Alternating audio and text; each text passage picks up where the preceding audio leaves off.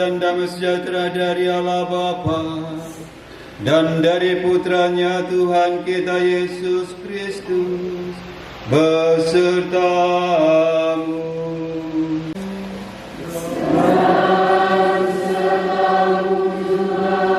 Inilah Injil Tuhan kita Yesus Kristus menurut Yohanes.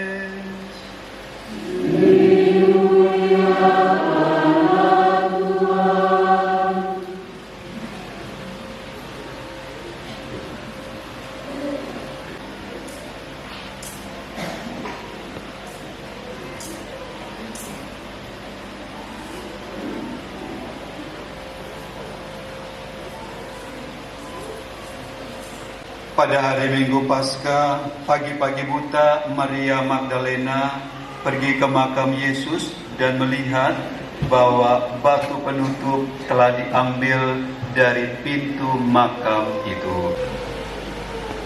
Demikianlah Injil Tuhan.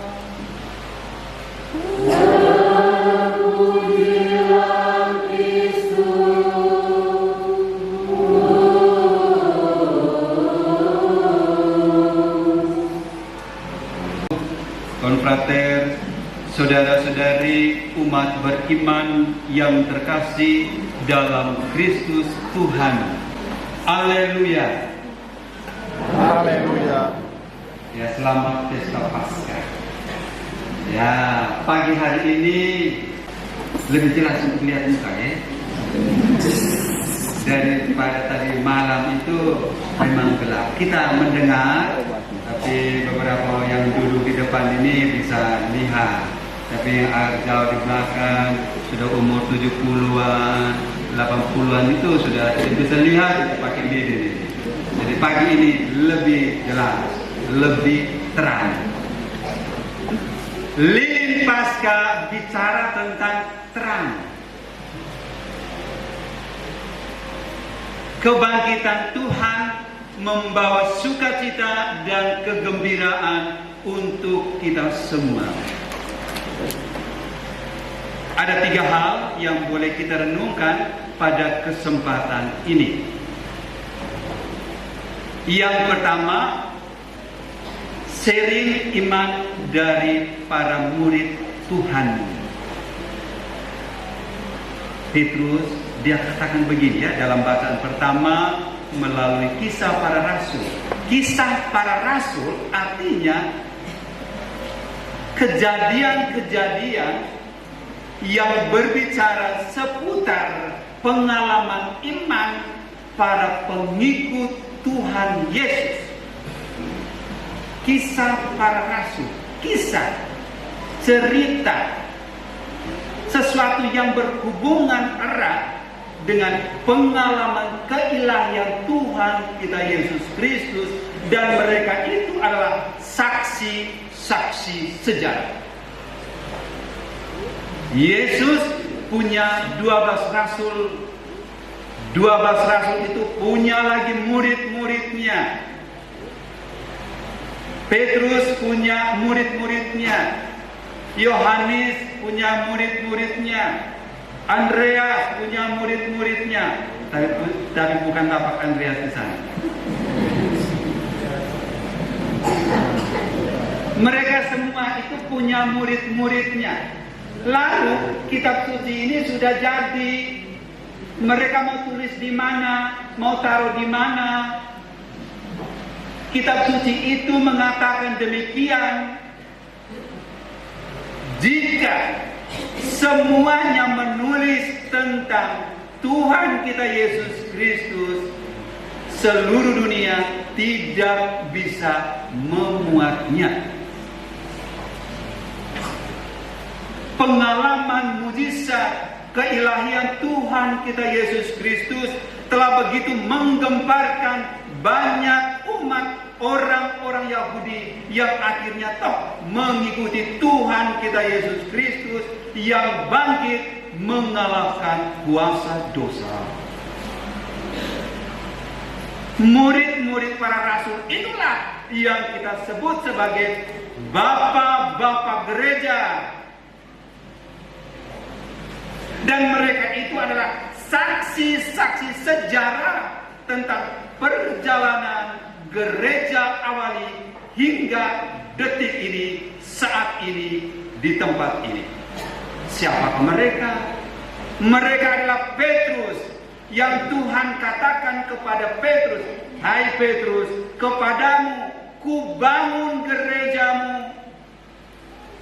kubangun gerejaku atas dirimu." Maka Petrus itulah yang disebut sebagai uskup pertama. Yang seterusnya, penumpangan tangan itu terus terjadi hingga saat ini. Jadi seorang imam itu punya kuasa, diturunkan dari Yesus, diwariskan kepada Petrus, Petrus kepada murid-muridnya. Lalu uskup ini, uskup yang mentamiskan saya, uskup Larantuka itu, sejak zaman Yesus yang memerintahkan kepada Petrus. Petrus itu dia katakan kepada mereka, kamu tahu tidak bahwa Yesus yang kita imani itu yang menderita, wafat, dia itu sudah bangkit. Kok bisa? Iya, kami pernah makan bersama-sama dengan dia. Bagaimana kita bisa tahu? Dia waktu ambil ikan itu, dia pecah-pecahkan, dia bagi itu kepada kami. Lalu kami teringat, dia ini bukan setan, dia ini Yesus. Dan dia katakan, lakukanlah ini sebagai kenangan akan daku.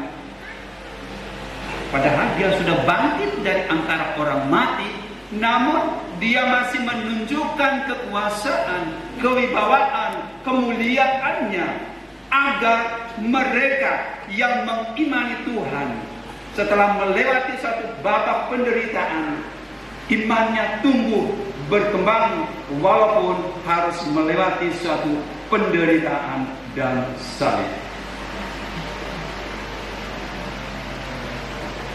Yang kedua, pagi-pagi benar.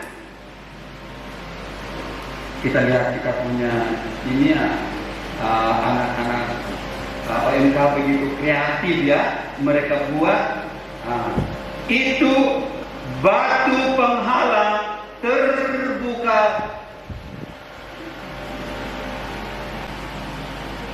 Pagi-pagi benar, ketika kita berada dalam alam ketiduran kita kehilangan kesadaran. Namun ketika terjaga, kesadaran itu muncul. Dan kesadaran yang sama ini kita bawa untuk memuji kebesaran Tuhan. Pagi-pagi benar, mereka mencari Tuhan yang bangkit dari antara orang mati. Pagi-pagi benar menunjukkan kepada kita bahwa sebelum kita melakukan kegiatan yang lain, kita mengutamakan pribadi yang ilahi, yang menggerakkan kita, yang mendorong kita, yang membangunkan kita, yang mengilahikan kita untuk melakukan karya kebaikan Tuhan. Pagi-pagi benar, Maria Magdalena pergi mengunjungi kubur Tuhan. Mengapa? Oleh karena kerinduan hatinya yang berkobar-kobar, ia merasa kehilangan akan pribadi yang selama ini sangat berjasa untuknya. Ia mencari seorang yang sungguh membuat dirinya damai, tenang, tentram, memberikan kekuatan, pengharapan, sukacita, kegembiraan. Dan ketika Yesus mati, dia merasa kehilangan.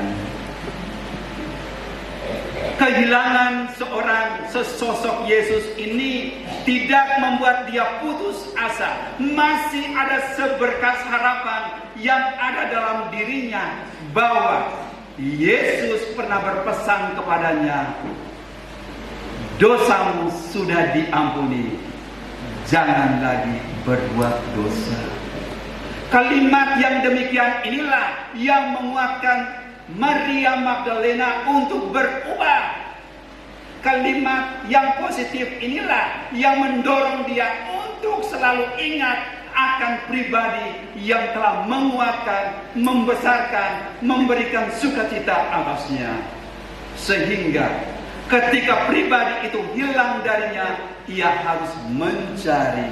Mengapa? Ada sesuatu yang penting dalam dirinya, oleh karena kasih karunia Tuhan yang telah ada hadir dalam dirinya.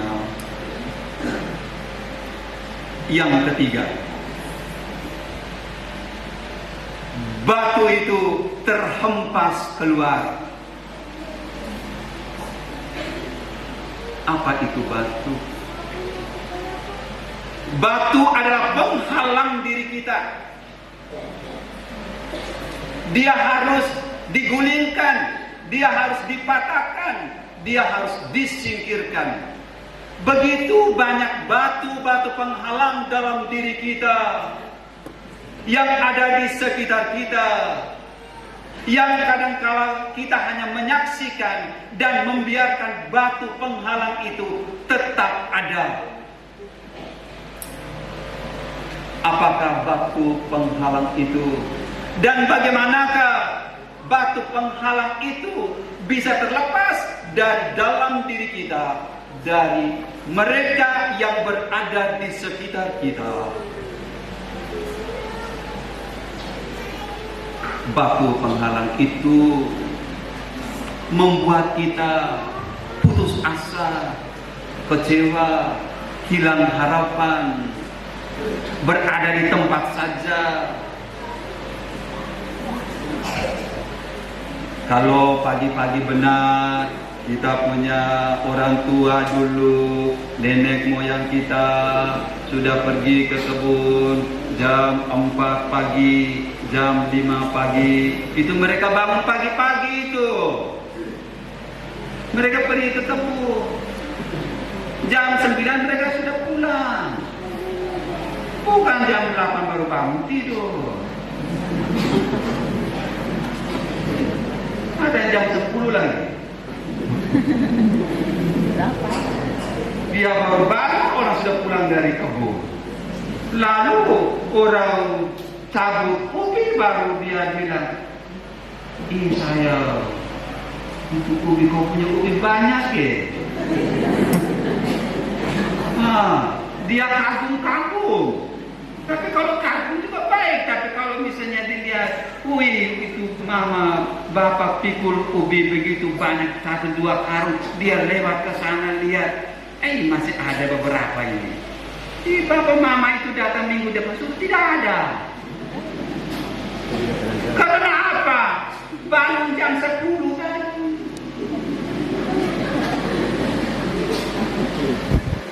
Bangun lebih awal supaya kita bisa menghasilkan sesuatu. Nah, batu penghalang macam apakah ini? Penghalang kemalasan, roh kemalasan. Suruh bangun masih tarik dari selimut, tutup lagi rapat-rapat. Kalau tutup rapat-rapat begitu juga bagus. Taruh ember air itu dekat-dekat di situ tuh. Kepada frater-frater saya tuh, yang mereka baru tamat SMA, saya bimbing mereka. Saya omong pertama mereka masih bodoh. Belum baik. Setiap kamar di depan itu taruh 1 ember, isi air. Setelah lonceng, tertib. Mereka takut siram, saya siram. Ambil saya siram. Ya, harus begitu, harus latih, harus disiplin. Roh kemalasan itu ada dalam diri kita dan kita harus tentang, harus lawan itu.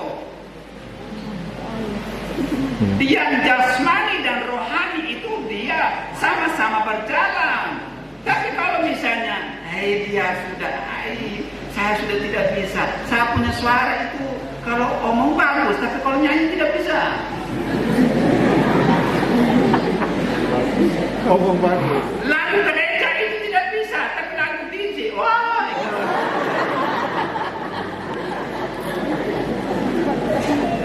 Betul. Ini roh kemana itu? Lalu ada juga yang murung-murung terus, sedih. Kau ini tidak pernah gembira. Ya kita bisa mengerti, tapi kita tidak bisa mempersalahkan dia. Dia punya ada satu batu penghalang, dan batu penghalang itu harus kita gulingkan. Kita hanya mengatakan kau sedih. Hai, kalau kau hanya mengatakan sedih sama saja, tidak ada bunga. Kamu harus berusaha bersama dia, menggulingkan, mengangkat batu itu supaya dia merasa terlepas bebas, menikmati alam kemerdekaan dengan sukacita. Orang sedih, kenapa? Karena selalu mengingat masa lalu.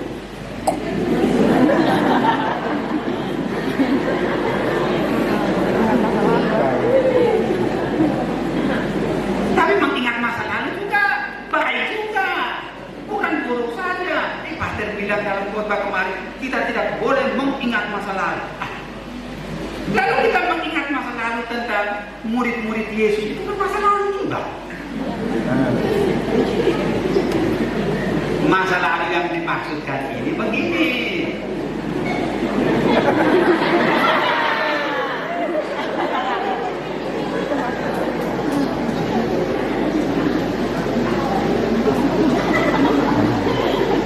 Sudah pernah bertengkar, datang satu orang berdamai, buang muka. Ini jalan lurus sudah ketemu ini.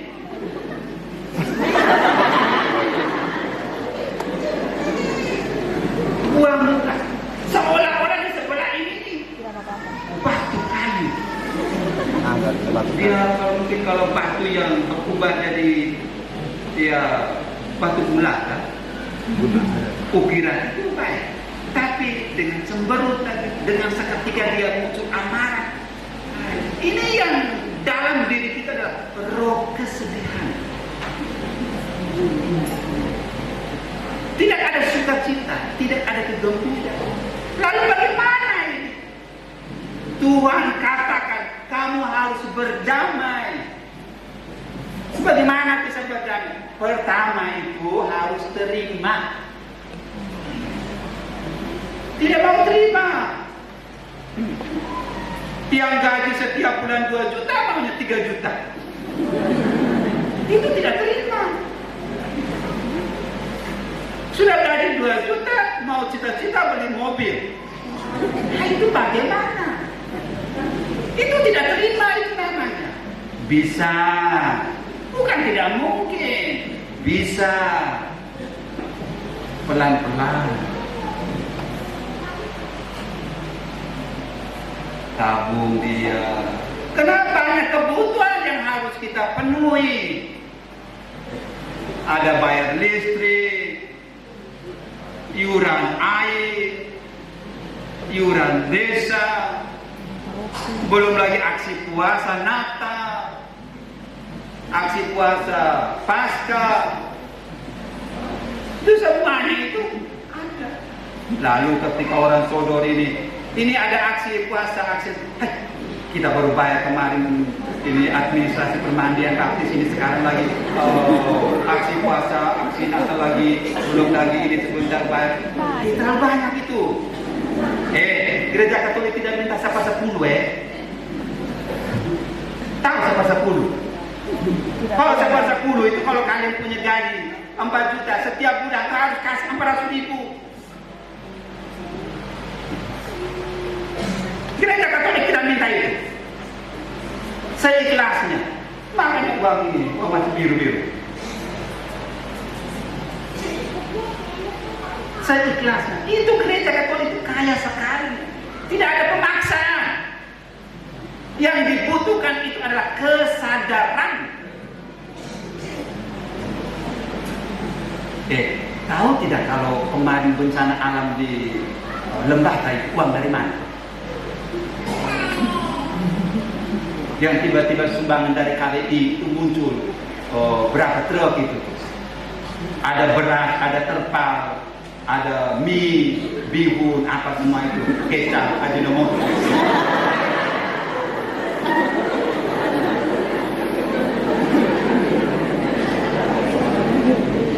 Padahal ini tahu sampai ajinomoto, saya masak juga. Yang rata-rata ini tahu masak semua ini.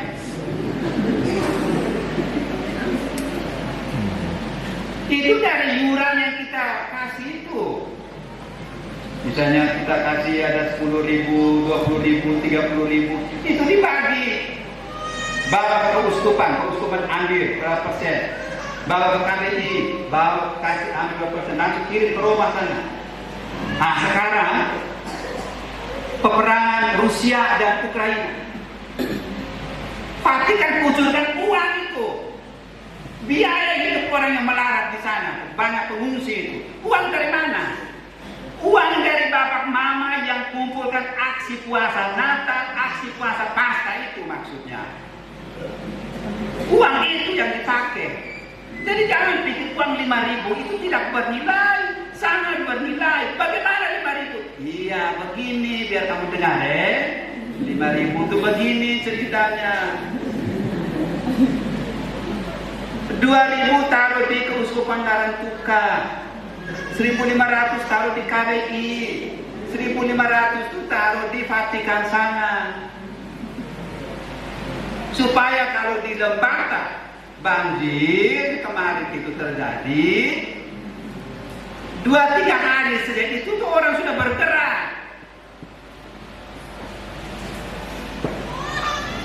Bukan 2-3 minggu baru muncul PAN, Nasdem, PDIP, Golkar, Hanura. Baik juga, tapi lama mereka harus pertemuan dulu.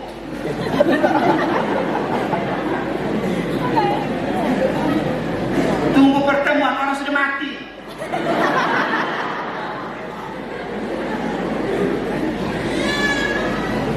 Saya ini saksinya.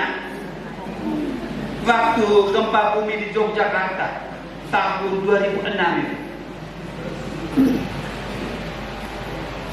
Sabtu pagi jam 6:30 gempa bumi. Itu untung loh gempanya terjadi pada dini hari pagi.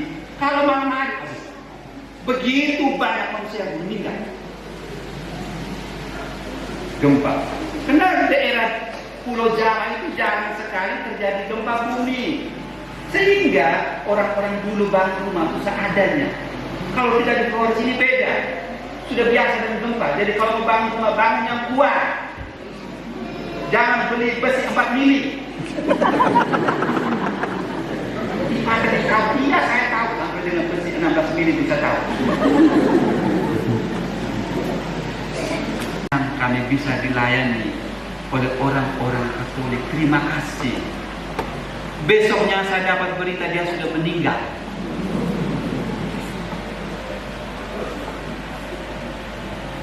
Tapi yang saya mau sampaikan itu adalah iuran tadi.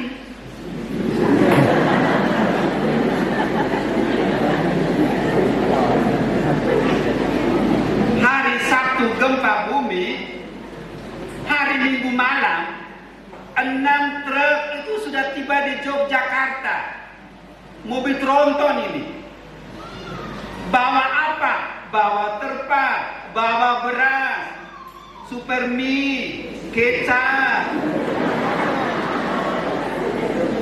selimut. Itu. Lalu kami ini harus bentuk dalam grup divisi. Saya pegang satu divisi. Dan dari mobil tronton itu dibagi lagi beberapa divisi. Nah, satu divisi ini dibagi lagi dalam mobil pick up untuk antar mereka itu. Jadi ketika partai-partai lain belum ada, kita sudah lebih dulu.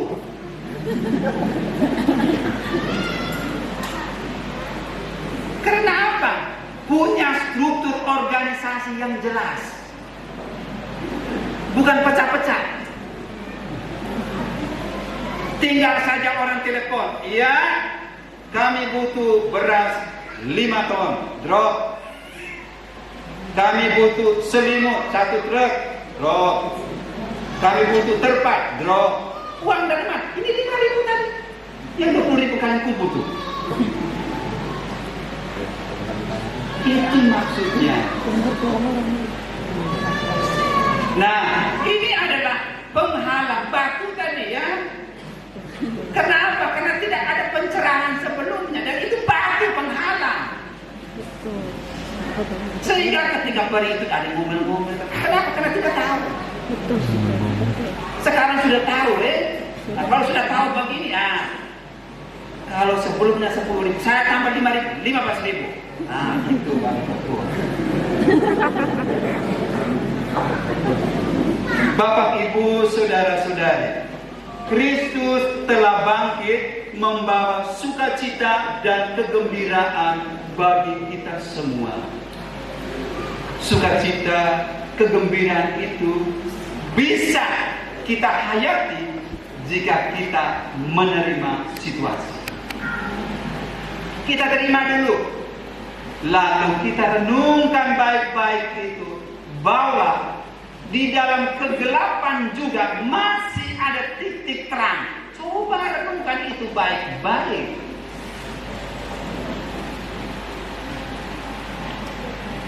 Kadang kalau kita sudah sangat keburu pakai mobil, sepeda motor, tiba-tiba orang simpan paku di jalan atau apa pecah di jalan. Woi, keluarkan kata-kata, dia marah, dia caci maki apa semua. Woi, dia tidak pernah berpikir bahwa dia punya dompet yang tepat itu dia tidak pernah kasih keluar. Lalu Tuhan mengizinkan supaya bantu pecah di jalan.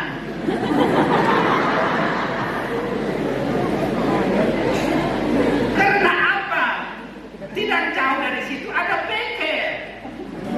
Dia sudah dari tadi pagi sampai sore belum ada konsumen yang masuk. Jadi semuanya ini berada dalam rencana Tuhan yang harus kita renungkan. Kalau kita marah-marah saja, ya hantam saja semuanya sama saja. Jangan, semua tidak sama. Semua jangan dihantam. Kita renungkan itu baik-baik, akhirnya kita bisa terima. Nah, setelah kita menerima itu, muncullah sukacita dan kegembiraan. Saudara-saudara, Paskah membawa sukacita, dan sukacita itu harus kita mulai dalam diri kita, di dalam rumah kita. Selamat merayakan Paskah, kegembiraan Tuhan, oleh karena kasih setia Tuhan senantiasa mengalir atas diri kita. Amin.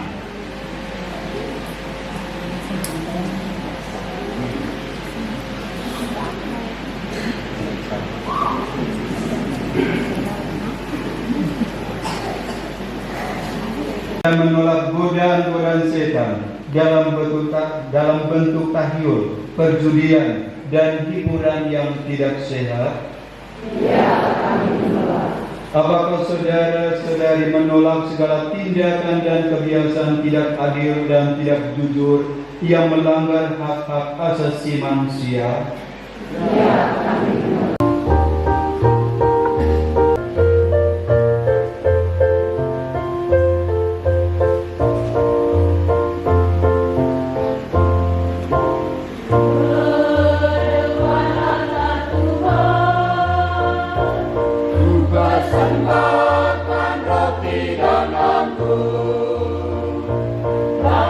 Tubuh dan darah Kristus,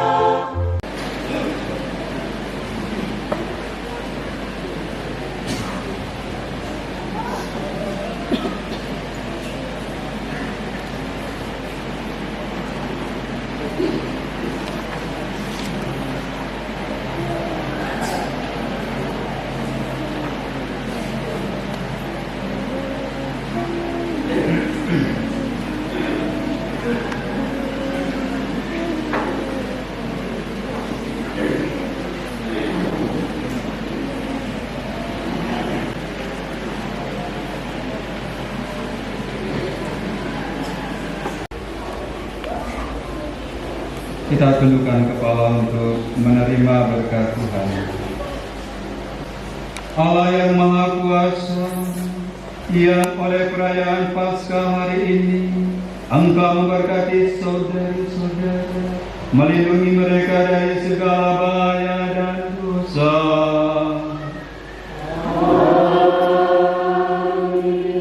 Allah yang Maha Kuasa memulihkan hidup saudari-saudara lewat kebangkitan Putra Tunggalnya, memenuhi hati saudari-saudara dengan karunia-karunia abadi.